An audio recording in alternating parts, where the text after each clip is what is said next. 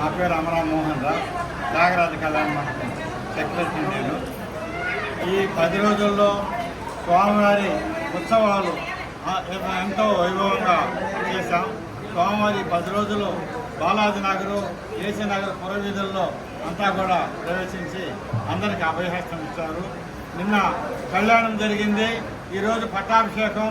పట్టాభిషేకం అంటే పట్టాభిషేకం అనేది మనం ఎప్పుడు చూడాల, కానీ కనులారా ఈరోజు పట్టాభిషేకాన్ని చూస్తే అది ఎంత వైభవంగా ఉందంటే మాటలతో చెప్పడానికి అలివి కాదు.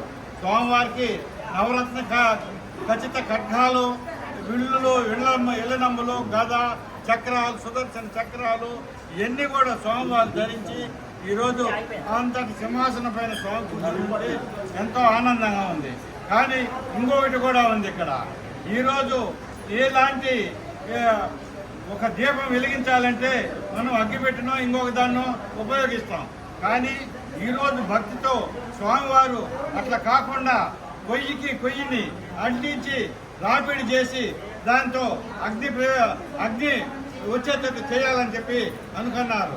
కానీ కొద్దిసేపు భక్తుల్లో అలజడిగా ఉన్నందువల్ల ఆ అగ్ని కూడా రాలా.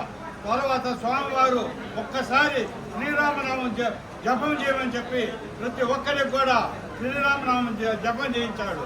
ఆ జపం చేసిన వెంటనే అగ్ని ఉన్నట్టుండి ఏకదాటిగా అగ్ని ఎగిసిపడుతూ 2 కర్రల రాపిడికి అంతలా అగ్ని వచ్చిందంటే అదే శ్రీరామచంద్రుని మహత్యమే. కాబట్టి ఆ అగ్నితోనే హోమగుండం నుంచి ఇవన్నీ కూడా కార్యక్రమాలు చేయడం జరిగింది.